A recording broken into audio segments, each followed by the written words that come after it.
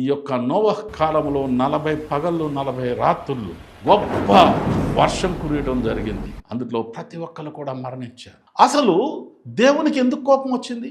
ఇక్కడ already fallen Angeles ఇహలోకములోనికి వచ్చి నరులను పట్టి పీడిస్తూ నరుల కుటుంబాలని వారి కుమార్తెలను వారికి లోబర్చుకొని ఈ లోకములో ఈ పాపాన్ని విస్తరిస్తూ దేవునికి అవిధేయత చేత ఉండే బిడ్డలుగా తయారు చేసింది. అంతేకాదు దేవునికి వ్యతిరేకమైన జీవితాన్ని జీవిస్తూ దేవుణ్ణి కించపరిచే విధంగా దేవునికి వ్యతిరేకంగా యుద్ధం చేసే విధంగా ఈ నరులను కూడా తయారు చేసింది ఈ ఫాలెన్ ఏంజల్స్. వాళ్ళతో పాటు దేవుని కుమారులుగా అక్కడ ఉంటూ తిరిగి వారు ఈ యొక్క భూమి మీదకు వచ్చినప్పుడు ఈ యొక్క నరుల కుమార్తెలను చూసి ఈ నరులంతా కూడా అవిధేయత చేత విస్తరించి ఉన్నారు కనుక ఇక్కడ మనం చూసినప్పుడు వాళ్ళందరూ కూడా ఏకమైపోవటాన్ని చూస్తూ ఉన్నాం.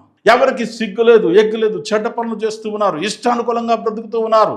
నా ప్రాణమా తినుము తాగుము సుఖించుము అనేటువంటి జీవితం జీవిస్తూ పురుషులకు పురుషులు స్త్రీలకు స్త్రీలు కూడా ఆ రోజులలో అవిధేయత చేత జీవిస్తూ ఉన్నటువంటి పరిస్థితులు కనపడటాన్ని మనం చూస్తూ ఉన్నాం. అక్కడ దేవుని మాట వినేటువంటి పరిస్థితుల్లో ఒక్కరు కూడా లేరు, కష్టపడే విధానం కూడా వాళ్ళ దగ్గర లేదు. ఇటువంటి స్థితిలో దేవుడు ఒక నిర్ణయం తీసుకున్నాడు.